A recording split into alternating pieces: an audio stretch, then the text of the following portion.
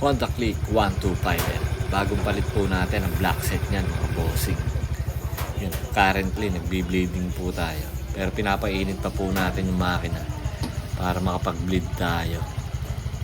So medyo mababa pa po yung kanyang RPM at yung temperature ay 58 degrees pa lang.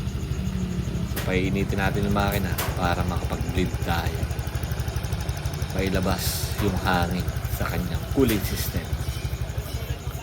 Then after natin mag-bleed, umpisahan na natin siyang ito. Ayan, may mga iba't iba pa tayong mga motor na ginagawa.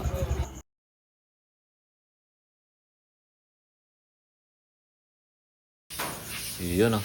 What's up sa inyo mga kachambalero? So may unit tayo ngayon dito. Honda Click 125 yan. Bago ang black set.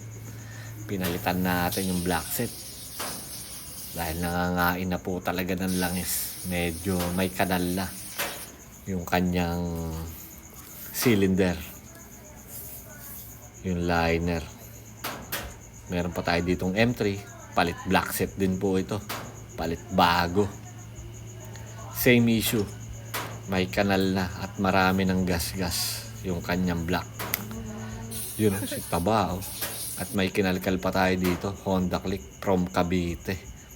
Maraming salamat po. So maaga pa lang, tambak na tayo mga boss. Yan yung senaryo. Napakaaga pa lang. Happy Sunday mga bossing. Yun o, talaga namang loaded hanggang labas. Talagang pila-pila po sila kaninang umaga. Kahit medyo masama ang panahon.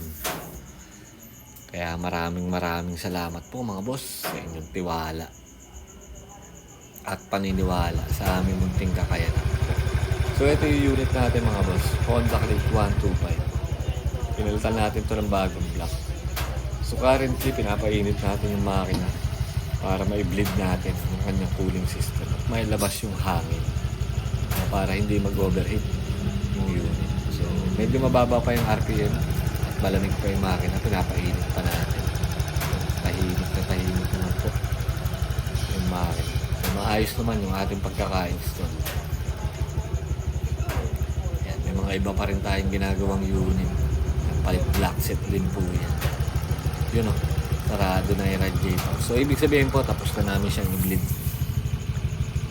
Yun o, 88 degrees, 1,600 RPM, 16 to 17 RPM. Goods na goods naman. So break in si sir. So sa lahat po ng mga magpapagawa, pasyal lang po kayo sa sir. Maraming salamat po. Ride safe po. And God bless. Open po kami every day.